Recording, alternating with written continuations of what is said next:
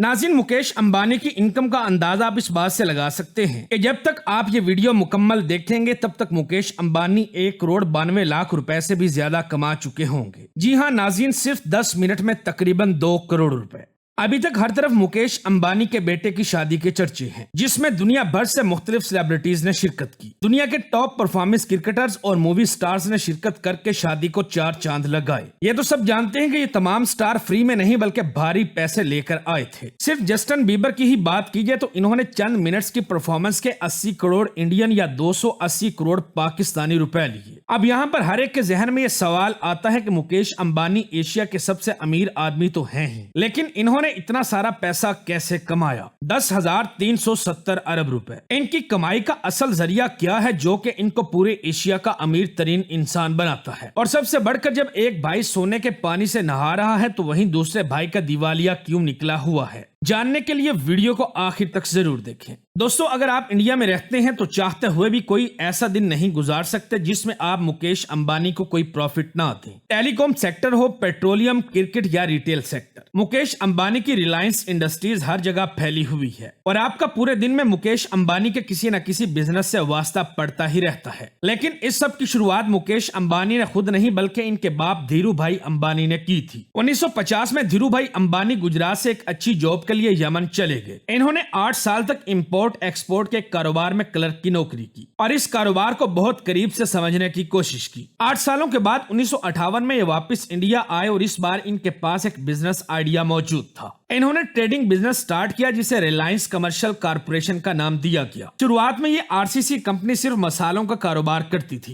ये इंडिया से मसाले खरीदकर मिडल ईस्ट और अफ्रीका में एक्सपोर्ट किया करती थी। क्योंकि 8 साल तक इंपोर्ट एक्सपोर्ट के काम से वाबस्ता रहने की वजह से धीरू भाई को इस बिजनेस का काफी एक्सपीरियंस था, इसलिए देखते ही देखते कामयाबी की सीढ़ियां इनके लिए आसान तर होती चली गई। लेकिन धीरू भाई अंबानी कुछ और नया करना चाहते थे। इन्होंने सोचा कि इंपोर्ट एक्सपोर्ट का तो काम चल ही रहा है तो अब क्यों ना मैन्युफैक्चरिंग बिजनेस में कदम रखा जाए। 1966 में इन्होंने रिलायंस टेक्सटाइल्स के नाम से एक नई कंपनी लॉन्च की। उस वक्त कॉटन इंपोर्ट करने पर इंडियन सरकार की तरफ से बहुत ज्यादा सख्ती थी, जिसकी वजह से पूरे इंडियन टेक्सटाइल इंडस्ट्री में बहरान रचा हुआ था। इसी दौरान धीरू भाई अंबानी ने कॉटन की बजाय सिंथेटिक टेक्सटाइल्स का इस्तेमाल शुरू कर दिया, यानी केमिकल प्रोसेस के जरिए कपड़े बनाए जाने लगे, जिसकी वजह से न सिर्फ ये सरकार की पॉलिसीज से बच गए बल्कि कपड़े सस्ते होने की वजह से मार्केट में ज्यादा मशहूर भी हो गए। आहिस्ता आहिस्ता रिलायंस इंडस्ट्रीज बढ़ती चली गई। बड़े बड़े इन्वेस्टर्स और आम पब्लिक भी इसमें इन्वेस्ट करने लगी। रिलायंस इंडस्ट्री इतनी कामयाबी हासिल कर चुकी थी कि 1987 में क्रिकेट वर्ल्ड कप का टाइटल स्पॉन्सर भी रिलायंस के पास था। अब यहाँ पर एक चैलेंज ये था कि धीरू भाई अंबानी को टेक्सटाइल इंडस्ट्री चलाने के लिए पेट्रोकेमिकल्स दूसरी इंडस्ट्रीज से खरीदने पड़ते थे, तो इसीलिए इन्होंने अपना पेट्रोकेमिकल बिजनेस स्टार्ट करने का इरादा कर लिया। इस तरह रिलायंस पेट्रोलियम इंडस्ट्री में भी इन्होंने कदम जमा लिए। 1986 में जब धीरू भाई अंबानी बीमार हुए तो इनके दोनों बेटे अनिल और मुकेश अंबानी बिजनेस में इनकी मदद करने लगे। जब तक धीरू भाई अंबानी जिंदा रहे तो दोनों बेटे इनके नीचे मिलकर काम करते थे, मगर 2002 में जब धीरू भाई अंबानी की मौत हुई तो एक नया तनाजा सामने आ गया। अपनी मौत से पहले धीरू भाई अंबानी ने अपनी जायदाद की तकसीम के बारे में कुछ नहीं बताया था, तो अब इनके जाने के बाद रिलायंस इंडस्ट्रीज का कंट्रोल कौन संभालेगा, इस सिलसिले में रिलायंस के बोर्ड ऑफ गवर्नर्स की मीटिंग कॉल की गई और उसमें फैसला किया गया कि ज्यादा कंट्रोल मुकेश अंबानी को दिया जाएगा और यहीं से दोनों भाइयों के दरमियान दरार पड़ गई। दोनों भाई आपस में लड़ने लगे और एक दूसरे से बातचीत तक खत्म कर दी। लेकिन इनकी मां से ये सब ना देखा गया और उन्होंने फैसला किया कि दोनों भाई बिजनेस को आधा आधा तकसीम करके अपना अपना काम करें। इस तरह 2005 में रिलायंस इंडस्ट्रीज को 2 भाइयों में तकसीम कर दिया गया। रिलायंस ऑयल, गैस, पेट्रोकेमिकल और मैन्युफैक्चरिंग मुकेश अंबानी के हिस्से में आए, जबकि रिलायंस एनर्जी, टेलीकॉम और रिलायंस कैपिटल अनिल अंबानी को मिले। इस तरह यह मसला तो हल हो गया, लेकिन दोनों भाइयों के दरमियान इख्तलाफात फिर भी चलते रहे और कई बार ये मामलात कोर्ट में भी जा पहुंचे। मुकेश अंबानी ने अपने हिस्से के कारोबार को मेहनत करके बढ़ाना शुरू कर दिया। इनके हिस्से में जो जामनगर पेट्रोलियम रिफाइनरी आई थी, इन्होंने इसकी प्रोडक्शन को बढ़ाकर इसमें state of the art manufacturing facilities install करके इसे दुनिया की सबसे बड़ी पेट्रोलियम रिफाइनरी बना दिया। सिर्फ यही नहीं बल्कि इस इंडस्ट्री में एक और नई रिफाइनरी को भी शामिल करके रिलायंस पेट्रोलियम का प्रॉफिट मजीद बढ़ा दिया। इसके बाद मुकेश अंबानी ने रिटेल इंडस्ट्री में भी कदम रख दिया, जिसके चलते भारत में एक इनकलाब बर्पा हुआ और पूरे इंडिया में स्मार्ट बाजार के नाम से डिस्काउंटेड स्टोर्स और सुपर मार्ट्स खोले गए, जहां कस्टमर्स को तमाम आइटम्स डिस्काउंटेड रेट्स पर एक ही जगह पर मिल जाया करते थे। 2008 में जब क्रिकेट की सबसे बड़ी लीग इंडियन प्रीमियर लीग का आगाज हुआ तो मुकेश अंबानी इसमें भी कूद पड़े। आईपीएल की सबसे महंगी टीम मुंबई इंडियंस को खरीद लिया और ये टीम अगले कई सालों तक आईपीएल की मोस्ट वैल्यूएबल टीम रही। 2016 में मुकेश अंबानी ने टेलीकॉम इंडस्ट्री में कदम रखा और ये कदम इतना भारी था कि टेलीकॉम इंडस्ट्री के दूसरे कंपटीटर्स को कुचलने वाला था। इन्होंने जियो के नाम से एक मोबाइल नेटवर्क लॉन्च किया, जिसमें कॉल, डेटा और मैसेजेस को पब्लिक के लिए फ्री कर दिया गया। लोगों ने दूसरे नेटवर्क्स छोड़कर धड़ाधड़ जियो की सिम्स खरीदना शुरू कर दी, क्योंकि यहाँ सब कुछ फ्री मिल रहा था। देखते ही देखते जियो के यूजर्स 450 मिलियन तक क्रॉस कर गए। जियो ने जब 5G नेटवर्क लॉन्च किया तो यूजर्स की तादाद मजीद बढ़ गई। ये नेटवर्क अब 6G टेक्नोलॉजी पर भी दुनिया की बड़ी कंपनीज के साथ मिलकर काम कर रहा है। जियो की कामयाबी इतनी ज्यादा थी कि दूसरी टेलीकॉम कंपनीज ने जियो पर केस कर दिया। इनका कहना था कि जियो अपने कस्टमर्स को सब कुछ फ्री में दे रहा है, जिससे मार्केट में कंपटीशन खत्म हो रहा है। नाज़रीन, इससे आप अंदाजा लगा सकते हैं कि जियो ने बाकी टेलीकॉम कंपनीज को किस कदर हिट किया था। तो इसके बाद जियो ने फ्री सर्विसेज खत्म करके बहुत ही कम चार्जेस पर कॉल्स और डाटा प्रोवाइड करना शुरू कर दिया, जिससे दूसरी कंपनीज को भी अपने रेट्स कम करने पड़े। यही वजह है कि आज इंडिया में इंटरनेट बंडल्स दुनिया के सस्ते तरीन रेट्स पर मिलते हैं। 2024 में मुकेश अंबानी ने इंडिया की सबसे बड़ी मीडिया कंपनी बनाने का भी ऐलान कर दिया और इसके लिए इन्होंने अमेरिकन एंटरटेनमेंट जॉइंट डिज्नी के साथ $8.5 बिलियन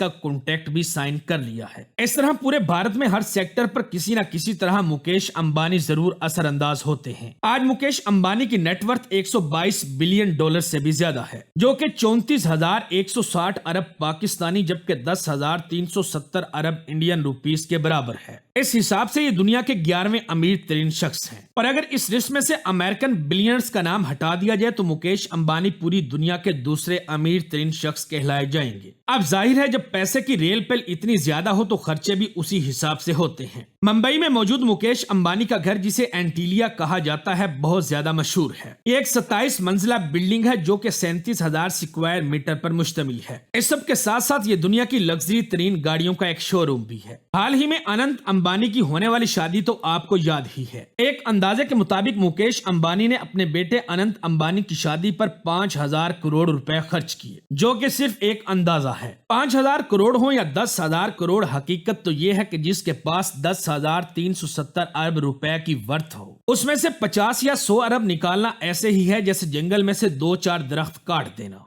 नाज़रीन, जहां एक तरफ मुकेश अंबानी के पास पैसे की कोई कमी नहीं, तो वहीं दूसरी तरफ इनके छोटे भाई अनिल अंबानी, जिनको वालिद की जायदाद का आधा हिस्सा मिला, मगर फिर भी आज इनका दिवालिया निकला हुआ है। इस बारे में एक्सपर्ट्स का मानना है कि अनिल अंबानी ने तेजी से तरक्की करने वाली स्ट्रेटेजी अपनाई, जिसमें मुख्तलिफ सेक्टर्स में ये एक साथ तेजी से आगे बढ़ना चाहते थे और इसी स्ट्रेटेजी की वजह से इनके खर्चे बढ़ गए, लेकिन जितना खर्च हुआ उतना प्रॉफिट नहीं आ पाया। दूसरी वजह यह थी कि अनिल अंबानी का ग्रुप इंडस्ट्री के मंजे हुए खिलाड़ियों से टक्कर ले रहा था। मिसाल के तौर पर रिलायंस कम्युनिकेशंस मार्केट में मौजूद एयरटेल, वोडाफोन और जियो से मुकाबला नहीं कर पाई और आखिरकार बैंक करप्ट हो गई। तीसरा यह कि अनिल अंबानी की इन्वेस्टमेंट करने की पसंद और इनकी टाइमिंग हमेशा गलत साबित हुई। सबसे बढ़कर अनिल अंबानी के ग्रुप ने खुद को डाइवर्स नहीं किया, यानी इस ग्रुप की ज्यादातर आमदनी हाई रिस्क वाले सेक्टर से जुड़ी थी, जैसा कि इंफ्रास्ट्रक्चर और टेलीकम्युनिकेशंस। और इन सब मामलात के साथ साथ अनिल अंबानी मुख्तलिफ लीगल मसलों में भी फंसे रहे। रिलायंस कम्युनिकेशंस ने एरिक्सन कंपनी के कुछ पैसे वापस करने थे और ये मामला मुंबई कोर्ट तक जा पहुंचा।